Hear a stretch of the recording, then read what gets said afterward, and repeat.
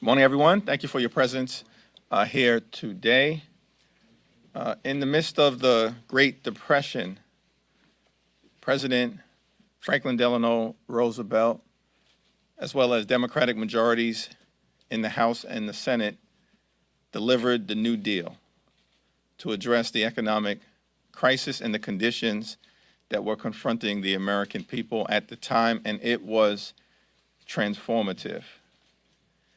In the 1960s, as America was trying to create a more just and fair and equitable society, President Johnson and Democratic majorities in the House and in the Senate delivered important civil rights legislation to address Jim Crow and elevate the right to vote, as well as put into place many different policies connected to the Great Society in order to create a more inclusive society. We had the New Deal era. We had the Great Society Civil Rights era. We are on the verge of delivering the Build Back Better era, and we're closer than we've ever been. President Biden promised that we were going to lift up everyday Americans, not simply return to pre-pandemic normal. And that is what the Bipartisan Infrastructure Agreement and the Build Back Better Act will deliver. Overall, as Democrats, we're focused on dealing with three top-line issues: crushing the virus, strengthening the economy for everyday Americans by building back better, and of course, defending our democracy.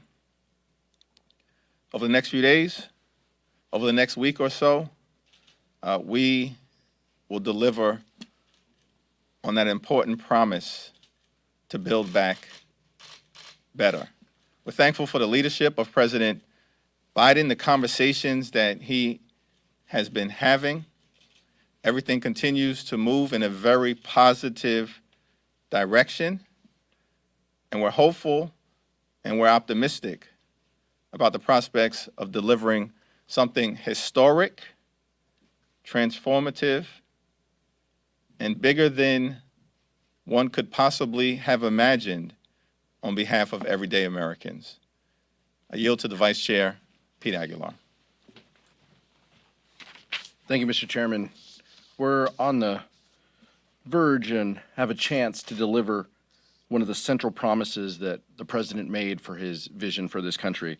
A generational investment, as the Chairman mentioned, in the American infrastructure in a bipartisan way that'll bring tangible and positive change to communities like mine. Passing this bill and improving and upgrading our infrastructure, our roads and bridges, and transitioning to cleaner emissions is the right thing to do and will create thousands of good-paying jobs. The greatest country in the world should have a modern, reliable infrastructure to sustain economic development and make life easier for working people. It means investing in our traffic by reducing our traffic by investing in public transit, and it means reducing emissions by expanding access to electric vehicles and ensuring that we have a cleaner economy. As we work to pass this bipartisan infrastructure bill, negotiations continue for the Build Back Better agenda, and these bills together will represent a significant investment in the American people that we haven't seen in decades. This is about making sure, as the Chairman mentioned, that we grow our middle-class economy, and that we make sure that we lift families out of poverty and make life better for everyday Americans. I'm excited with my colleagues to work through these issues and to make sure that we get this done for the American people. With that, the Chairman will take all your tough questions.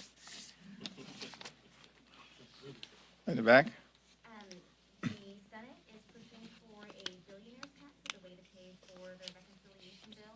The House, of course, voted on a millionaire surtax instead. Do you have a preference for one or the other, and do you even need the revenue to pay for the bill?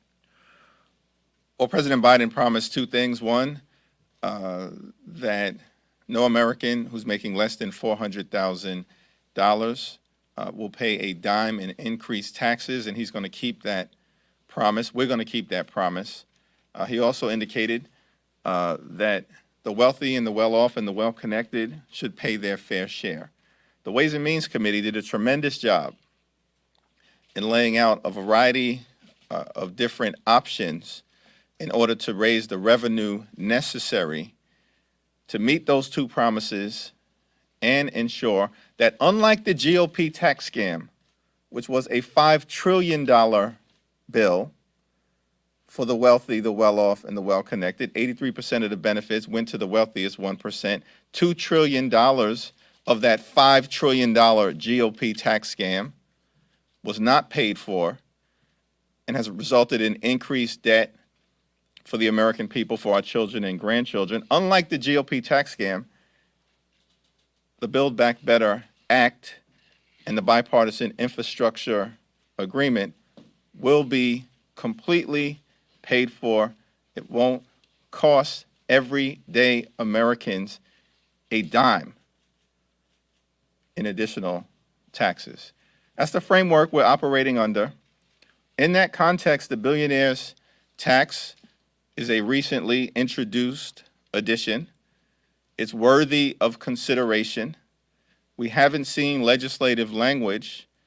In order to understand how much revenue it will raise, we have to see legislative language so it can be appropriately evaluated. Hopefully that will be forthcoming from the Senate sometime soon. Right now, the Helms and Hyde Amendment are not included in the reconciliation bill, yet Democratic Senator Joe Manchin says that it's a non-starter. Is this something that the House would consider to put into the bill as an amendment? We haven't had a conversation about that. Nothing is agreed upon until everything is agreed upon. We'll see what the final agreement looks like. Mr. Chairman. I'll go back on this side, yeah. With all due respect, how can you compare a series of very short-term programs, 1, 2, 3 years, with the Great Society or the New Deal, which created programs that we still enjoy today? We don't envision any of these programs being short-lived if they are lifting up the American people.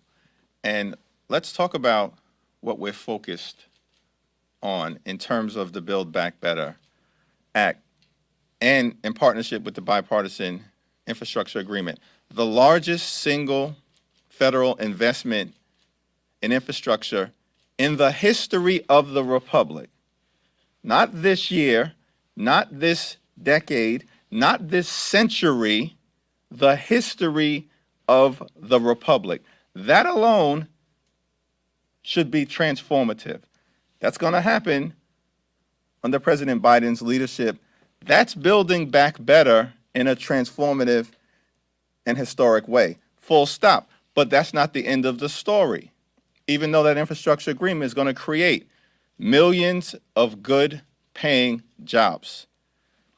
And then if you partner that with the Build Back Better Act, which is going to strengthen the Affordable Care Act, expand access to high-quality, affordable health care in the United States of America,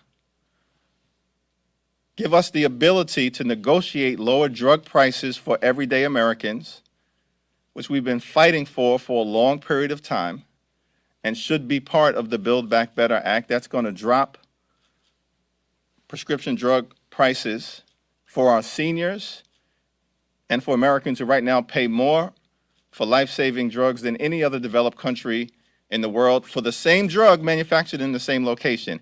I kind of think that's transformative and historic, but it doesn't end there.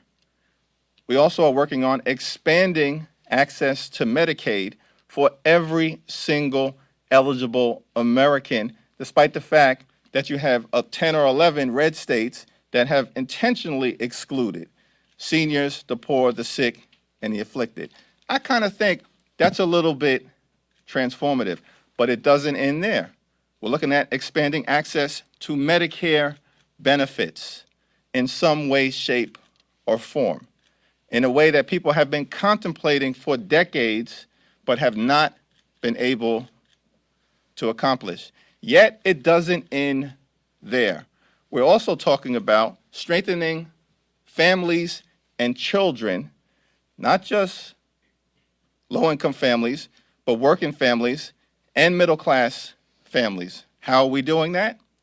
The enhanced and expanded child tax credit which has lifted already in a few months almost half the American children out of poverty and has provided additional assistance to working families and middle-class families to pay for things like their utility bills or child care costs or educational expenses or food or housing.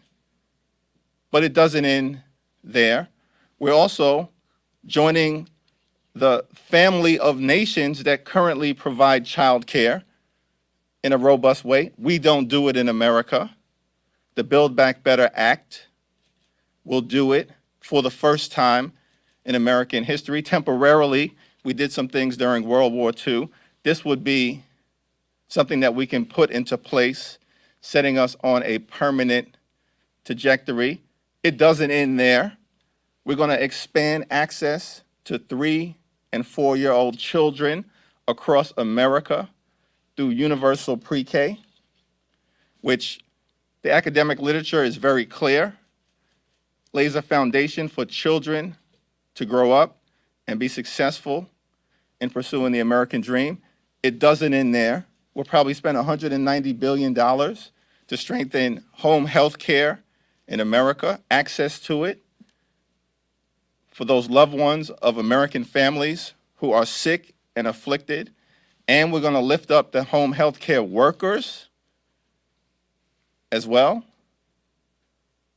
But it doesn't end there. We're going to confront the climate crisis with the fierce urgency of now. There is no planet B. The largest federal investment in addressing the climate crisis in American history. I kind of think that's a little bit transformative, but it doesn't even end there. We're going to spend and invest over $100 billion in the creation and preservation of affordable housing, including the largest federal investment in lifting up public housing in the history of the Republic. I kind of think that's transformative and historic. Mr. Chairman, thank you. Good morning.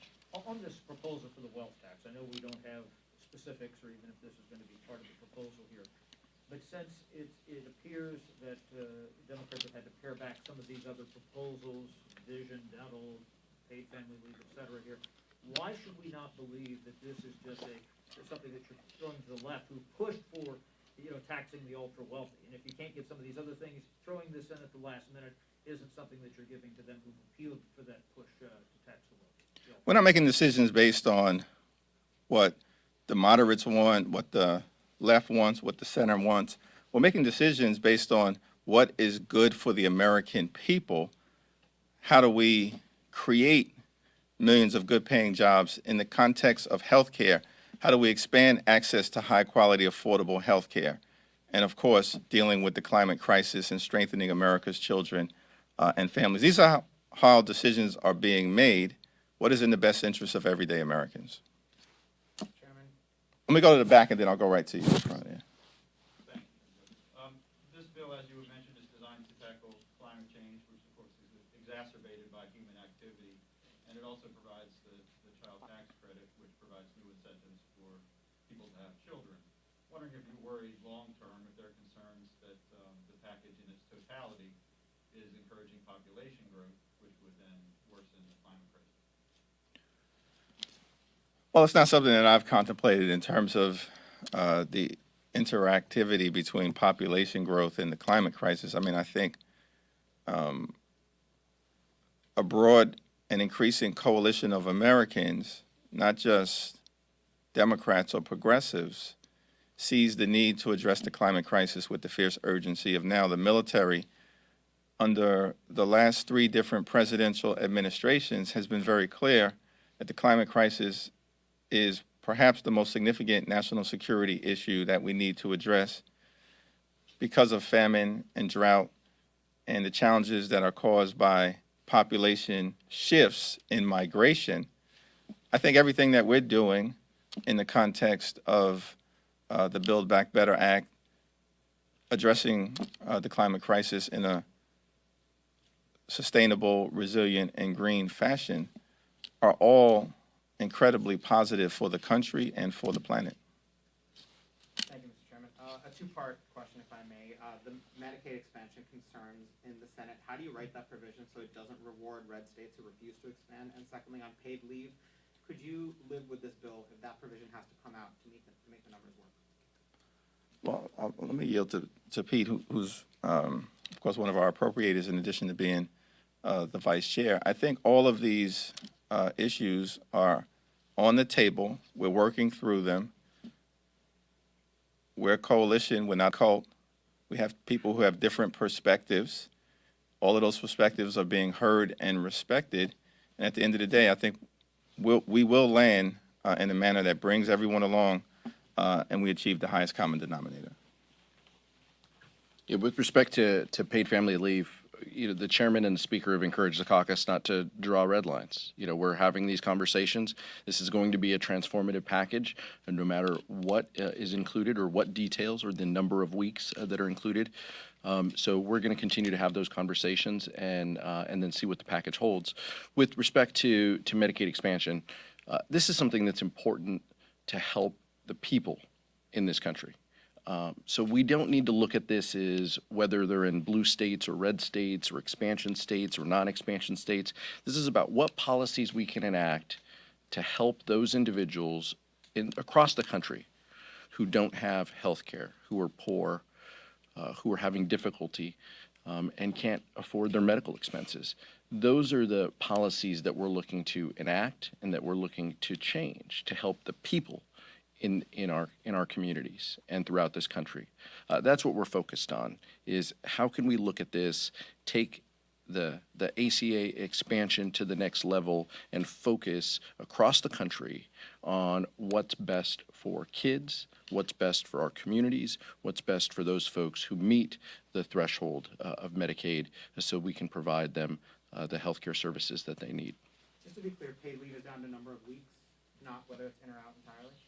Well, I've read the reporting that's talked about it going down.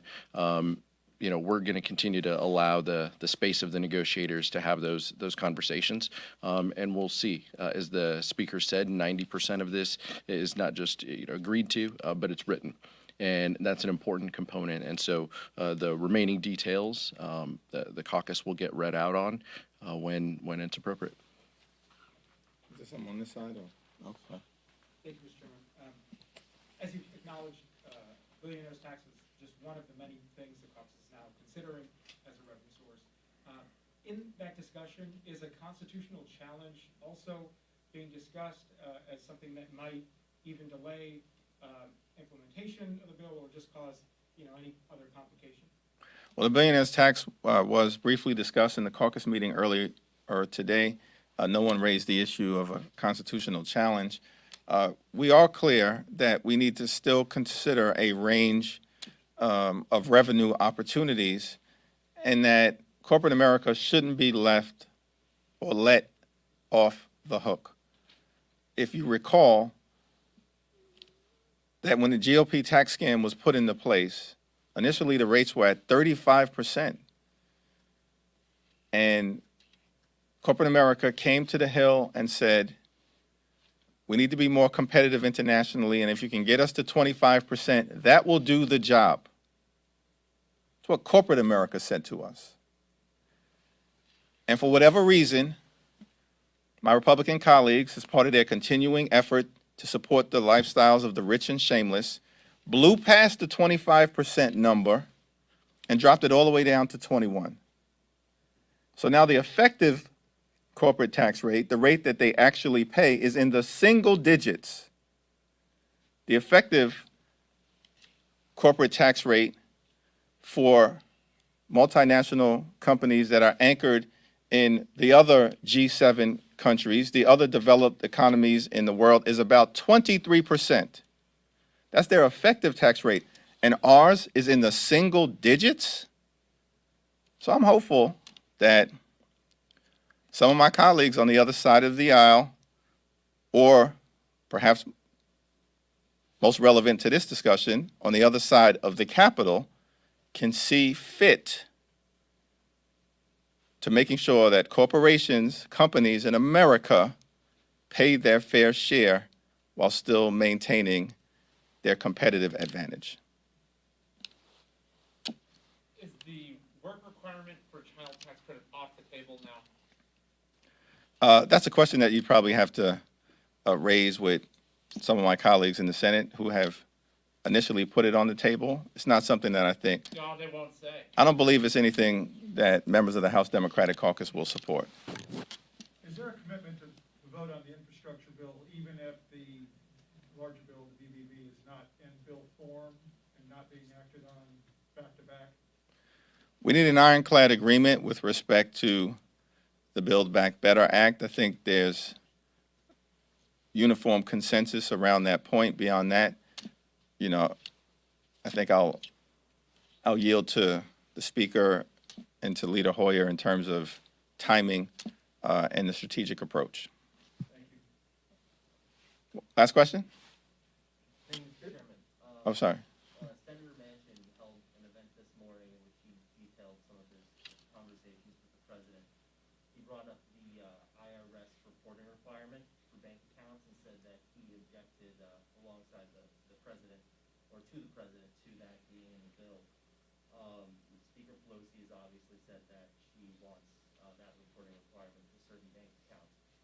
Is that something that you think would be okay if it's taken out, or do you think that there's going to be a push from House Democrats for it to be in there? Well, we have to work out the right balance in the context of making sure that we don't overreach in the context of everyday Americans, the vast majority of whom, I think it's north of 95% of everyday Americans who are salaried employees or work 9-to-5 jobs, pay their taxes because of deductions that are taken out on a weekly basis from their checks. And we are going to continue to uplift that and respect that. But at the same time, I'll yield to Pete on this. At the same time, we do need to close the tax gap, which, you know, by some estimates, hundreds of billions of dollars. Now, that tax avoidance is largely taking place by the wealthiest amongst us, who've got super lawyers and accountants and are engaged in a regular practice of trying to avoid paying taxes that they lawfully owe. And I do think we have to find a pathway to close that tax gap. Figuring out where the common ground is in the House and the Senate is an important part of the process, one of the issues that probably remain on the table, but I'm confident that we will be able to find common ground. Just on that point, members have raised similar concerns about this as a burden to small financial institutions. We understand that, but as the chairman mentioned, this is about tax avoidance. This is about making sure that we're doing everything we can to avoid that, or to reduce and eliminate that tax avoidance that many well-off Americans undertake. And so that's the focus. Now, we'll let Chairman Wyden and Chairman Neal, work on the details of what that can look like. But within that broader category of revenue, reducing the tax avoidance that we know many well-off Americans undertake is something that is important to the package and critical for us to include. But we understand the concern and we're aware of it. Thank you, everyone. Thank you.